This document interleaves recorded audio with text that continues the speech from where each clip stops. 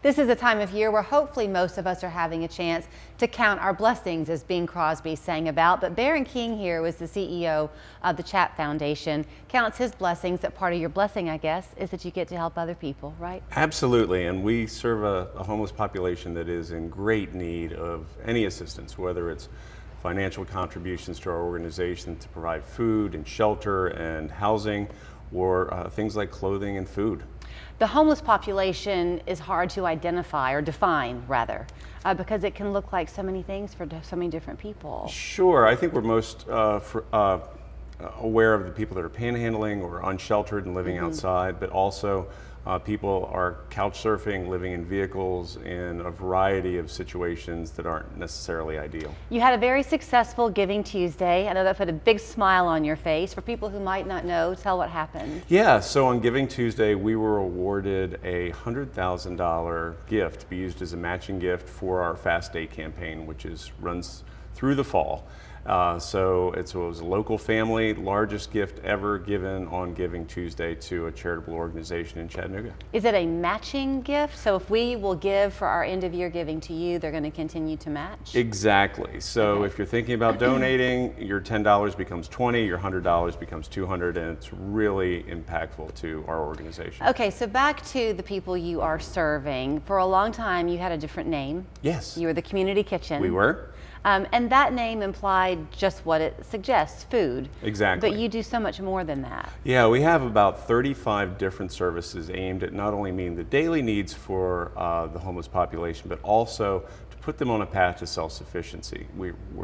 We're not really interested in band-aiding the problem of homelessness. We really want to solve it and make sure that people can thrive. And so CHATT and CHATT Foundation stands for the Center for Homeless Advancement for Today and Tomorrow. So what does that look like then? I mean, do you have housing that you provide? We run a number of PSH programs that are low-income HUD-assisted programs to get people stabilized, housed, and then they can move on to better housing situations. We also have gone in pretty deep on workforce development. As you can imagine, if you need to live somewhere, you need an income stream. Right. And so we are trying to break down barriers with employers and with homeless individuals that are really actively looking for work but finding obstacles. I mean, often what happens, at least I've been told, is that people become homeless through a job loss. I mean, so many Americans are really struggling with that paycheck to paycheck. Yeah, there's 100 different ways to homelessness. The number one story we hear is that their landlord increased the rent a couple $100. They couldn't afford it, so they started looking, couldn't find anything. Now, once those folks become homeless, it becomes much more difficult to remain employed. And so what we find is once people are evicted, life starts falling apart. And so we step in to try and stabilize that process, try and get them housed, try and get them sheltered, try and get them employed, help them with physical or mental health issues, things like that. Okay, I don't want to put you out there for something you can't fulfill, but do people ever come to you with a preemptive strike to say, hey, listen, I don't want to become homeless, and this has happened to me? Yes. So the state of Tennessee has awarded a number of organizations, ours included, with funds to do eviction prevention because it's 90% cheaper to keep people housed than it is to take them through the rehousing process. So we've been operating this program since October of 2023, and we've prevented over 200 household evictions during that time. But the money's running out. And so we are trying to keep people in place. So would this dollar for dollar match be able to possibly help towards that end? Well, the grant, it would help with the staffing that's required to administer those programs. Because but it the would funding offset other costs. Yeah, the funding itself comes from the state of Tennessee through a grant program.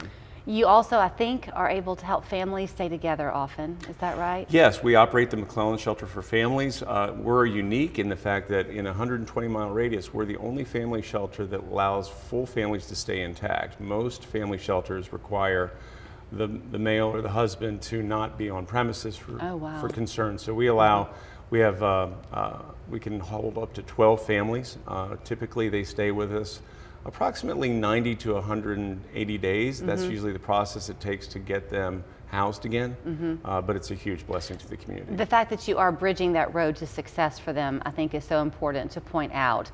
So the end of the year is just what it implies if you want to get that taxable donation benefit, but they'll take your money anytime and put it to very good use. If you're looking to volunteer, are y'all accepting volunteers? Absolutely. CHATTfoundation.org. There's 2 buttons on the main page. One says donate, one says volunteer. Okay. I've heard your luck doubles if you hit both buttons. So, but yes, if you'd like to volunteer, we'd love to have you. There's many, many positions that you can serve alongside and actually get to know the people that are our neighbors that really need help. Right. It is totally a local effort and outreach. So thank you so much for being here. Absolutely. Thanks for having me. Merry Christmas. Yeah. There's that website again, CHATTfoundation.org, their phone number on your screen. And don't forget, if you know somebody who might be struggling with that rent money because of a raise in the price, do reach out and see if they can possibly help you. Absolutely.